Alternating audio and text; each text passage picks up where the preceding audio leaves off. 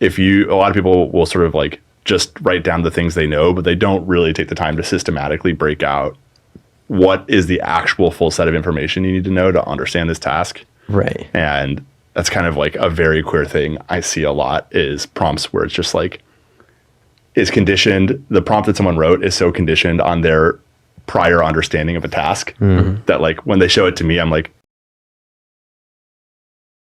this makes no sense. None of the words you wrote make any sense because I don't know anything about your interesting use case.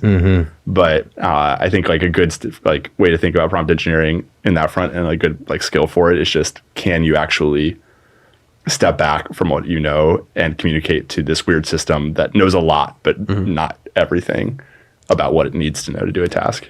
Yeah, the amount of times I've seen someone's prompt and then been like, I can't do the task based on this prompt, and like, I'm human level and you're giving this to something that is worse than me, and expecting it to do better. And I'm like, yeah, like this is... Yeah, there is that interesting thing with like, I mean, current models don't really do a good job of asking good probing questions in response like a human would. Yeah. If I'm giving Zach directions on how to do something, he'll be like, this doesn't make any sense. Like, what am I supposed to do at this step or there, here and here?